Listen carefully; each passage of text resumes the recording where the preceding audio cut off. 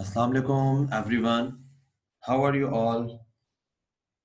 अच्छा, आज की इस वीडियो में हम हाइपरट्रॉफी, एट्रॉफी, हाइपरप्लेजिया, डिस्प्लेजिया और न्यूप्लेजिया के बारे में डिस्कस करेंगे, जो कि सेल अडेप्टेशन का एक टॉपिक है। सेल अडेप्टेशन से सेल अडेप्टेशन का मतलब ये है कि सेल अपने सराउंडिंग्स में, सेल के एनवायरनमेंट में जो भी चेंज होते हैं, सेल उनको रिस्पॉन्ड करता है। ठीक है, अब वो रिस्पॉन्ड डिफरेंट तरीके से करता है। तो अब अगर वो रिस्पॉन्स अपनी सेल डिवीजन से कर रहा है, या तो वो अपनी सेल डिवीजन को एडवांस कर देगा, रैपिड कर देगा, फास्ट कर देगा, या वो अपनी सेल डिवीजन को बहुत ज्यादा रिड्यूस कर देगा, कम कर देगा या सप्रेस कर देगा। ठीक है, तो इसको कहते हैं सेल एडेप्टेशन, यानी सेल अपने एनवायरनमेंट पे प्रॉपर रिस्पॉन्ड करता है, अपने अपने इर्द गिर्द से प्रॉपर कोऑर्डिनेशन में रहता है। ठीक है, तो उससे रिलेटेड वो कुछ कंडीशंस शो करता है, जैसे हाइपरट्रॉफी, एट्रॉफी। ये कंडीशंस हम आज की इस वीडियो में डिस्कस करेंगे। ये बहुत इंपॉर्टेंट मेडिकल टर्म्स हैं और स्पेशली मेडिकल स्टूडेंट्स के लिए ये बहुत हेल्पफुल वीडियो रहेगी। तो चलें स्टार्ट करते हैं। तो सबसे पहले जो हम बात करते हैं वो हाइपरट्रॉफी की बात करते हैं। हाइपरट्रॉफी है क्या? हाइपरट्रॉफी एनलार्जमेंट है किसी भी टिश्यू या ऑर्गन के साइज की। अच्छा, ये एनलार्जमेंट क्यों हो रही है? क्योंकि सेल का साइज बढ़ रहा है, सेल के नंबर नहीं बढ़ रहा है। जैसे देखें, हेल्दी सेल्स भी 3 ही है, 3 है, और फिर ये हाइपरट्रोफाइड होके भी 3 ही रह गए। तो हाइपरट्रॉफी में सेल का साइज इंक्रीज होने की वजह से ऑर्गन का साइज इंक्रीज होता है, ना कि सेल के नंबर इंक्रीज होने से ऑर्गन का साइज इंक्रीज होता है। ठीक है, वो है हाइपरप्लाजिया। अभी हम आगे देखेंगे। हाइपरट्रॉफी में अभी ये है कि सेल का साइज इंक्रीज हो, जिसकी वजह से ऑर्गन का साइज इंक्रीज हो गया। ठीक है, एग्जांपल्स हैं।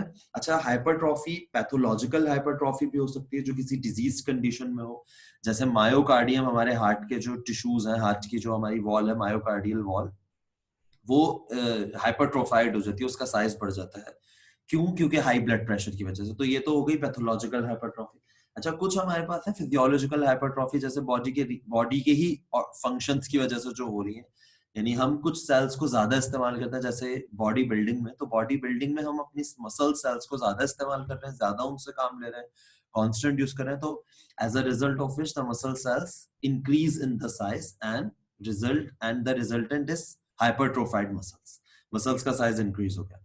सिमिलरली इसी तरह से जैसे यूट्राइन टिश्यूज या यूट्राइन वॉल जो प्रेगनेंसी में इनलार्ज हो जाती है, यूट्रस, जैसे 0 से लेके 6 वीक तक देखें यूट्रस का साइज, फिर 7 से लेके 10 तक, और फिर इसी तरह 35 से लेके 40 तक देखें, तो ग्रेजुअली यूट्रस का साइज इंक्रीज हो रहा है। ठीक है, तो ये भी क्या है? ये भी हमारे पास फंक्शन है, फिजियोलॉजिकल एक हाइपरट्रॉफी है। ठीक है, अच्छा, नेक्स्ट है हमारे पास एट्रॉफी। अब एट्रॉफी क्या है? रिडक्शन हो गई सेल्स की या ऑर्गन की या टिश्यू की। ठीक है, पहले नॉर्मल था वो, और फिर उसने एट्रोफाइड हो गया, यानी उसने अपनी सेल का साइज रिड्यूस कर दिया, बिल्कुल श्रिंक हो गया, स्मॉल हो गया। अच्छा, अब ये क्यों हो सकता है?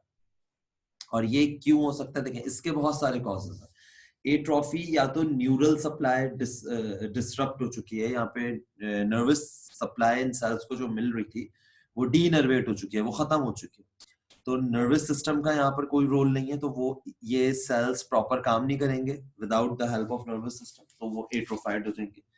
ठीक है, इसके अलावा एक और इसका कॉज है कि अगर हम किसी अपने ऑर्गन को यूज नहीं करेंगे, जैसे हम अपने लिम्स को यूज नहीं करेंगे, फॉर एग्जांपल जो क्रिपल्ड लोग हैं, जिनके जो बेचारे जो पैरालिसिस के पेशेंट्स हैं, अगर उनका कोई लिम्ब पैरालिसिस हो चुका है, फालिज हो चुका है उनको, तो वो क्या करे? वो उनका लिम्ब भी आहिस्ता आहिस्ता एट्रोफाइड हो जाएगा, साइज में बिल्कुल रिड्यूस हो जाएगा, इमैसिएशन हो जाएगी, यानी उनके मसल्स बिल्कुल खत्म हो जाएंगे। ठीक है, इसके अलावा अगर इस्केमिक कंडीशन है, यानी सेल्स में ब्लड सप्लाई नॉर्मल नहीं जा रहा, तो वो सेल्स भी क्या हो जाएंगे?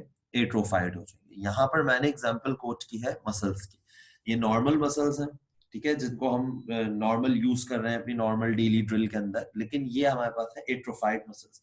यानी अगर ये किसी पैरालिसिस पेशेंट का मसल्स है, या जो है वो कोई एक्सीडेंट के बाद हमारे लिम्ब यूज नहीं हो रहा, तो आहिस्ता आहिस्ता वहां के मसल्स या वहां की बोन्स बिल्कुल एट्रोफाइड हो जाएंगे because of the very less use.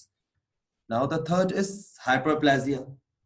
अब हाइपरप्लेजिया क्या है? हाइपरप्लेजिया, सेल्स पहले नॉर्मल थे, फिर वो डिवाइड होके, यानी उनका नंबर ज्यादा हो गया, और as a result of which जो टिश्यू था या जो ऑर्गन था उसका साइज इंक्रीज हो गया। देखिए, हाइपरप्लेजिया एंड हाइपरट्रॉफिक में बेसिक डिफरेंस है। हाइपरप्लेजिया में नंबर ऑफ सेल्स इंक्रीज होगा, जबकि हाइपरट्रॉफी में size of the cell increase होगा। रिजल्टेंट दोनों में both resultant of both conditions are same, दोनों में ही टिश्यू का साइज या ऑर्गन का साइज बढ़ जाएगा। अच्छा, अब ये कैंसर में भी हो सकता है और ये कैंसर नहीं भी हो सकता। हाइपरप्लेजिया भी इसी तरह से है, ये पैथोलॉजिकल हाइपरप्लास्टिक ऑर्गन्स भी हैं, हाइपरप्लास्टिक टिश्यूज भी हो जाते हैं, इसके अलावा ये फिजियोलॉजिकल भी हो जाता है। यहाँ पर मैंने एग्जांपल कोट की है यूट्राइन एंडोमेट्रियल हाइपरप्लेजिया। अब ये नॉर्मल है, ईस्ट्रोजन ज्यादा आया, ठीक है, ईस्ट्रोजन की जो है वो अमाउंट बॉडी में ज्यादा हुई, ज्यादा ईस्ट्रोजन की वजह से ये एंडोमेट्रियल टिश्यू, ये इनर लाइनिंग है यूट्रस की, ये ज्यादा हो गई, ठीक है, ये इंक्रीज हो गई, ये थिक हो गई, ये वेस्कुलराइज्ड हो गई, तो इसको कहेंगे endometrial hyperplasia due to more activity of estrogen hormone, ठीक है, that is the normal female reproductive hormone. Okay, so ये हमारे पास है एक नॉर्मल फिजियोलॉजिकल हाइपरप्लेजिया। इसके अलावा अगर कहीं भी सेल्स का साइज इंक्रीज हो रहा है तो वो क्या कहलाएगा, सेल्स का नंबर इंक्रीज हो रहा है और उसके रिजल्ट में ऑर्गन का साइज इंक्रीज हो रहा है, so that is the hyperplasia. अच्छा, डिस्प्लेजिया क्या है? डिस्प्लेजिया प्लास्टिसिटी, यानी ये जो वर्ड है हाइपरप्लेजिया, डिस्प्लेजिया, प्लास्टिसिटी मतलब इंक्रीज इन नंबर, ठीक है, इंक्रीज इन साइज। तो डिस्प्लेजिया में क्या बन गया? डिस्प्लेजिया में एबनॉर्मल सेल्स आ गए, बहुत सारे नॉर्मल सेल्स कन्वर्ट हो गए या डिवाइड होकर उन्होंने एक एबनॉर्मल मास बना लिया, एबनॉर्मल तरीके से वो डिवाइड होना शुरू हो गए, तो वो ऑर्गन भी इंक्रीज हो जाएगा साइज में, और ये प्री कैंसरस सेल भी हो सकते हैं। जैसे मैंने यहाँ पर एग्जाम्पल दी है सर्वाइकल डिस्प्लेजिया। सर्वाइकल किसमें है? सर्विक्स में डिस्प्लाजिया, कुछ ऐसा टिश्यू बन गए, डिस्प्लास्टिक टिश्यूज बन गए, एबनॉर्मल टिश्यूज डेवलप हो गए। इन क्रोनिक सर्विसाइटिस, यानी इन्फ्लेमेशन थी सर्विक्स की और बहुत लॉन्ग टर्म इन्फ्लेमेशन थी, क्रोनिक थी, उसकी वजह से सर्विक्स के अंदर जगह जगह डिस्प्लास्टिक टिश्यूज डेवलप हो गए। सेकंड है oral cavity dysplasia in dental caries. अब डेंटल कैरीज यानी हमें जो है हमें टीथ की कोई भी कंडीशन है, टीथ की कोई भी एबनॉर्मल कंडीशन है, उसकी वजह से हमें ओरल कैविटी यानी पूरे मुंह के अंदर कहीं भी हमारे डिस्प्लास्टिक कंडीशन डेवलप हो सकती है। तो डिस्प्लास्टिक में क्या है?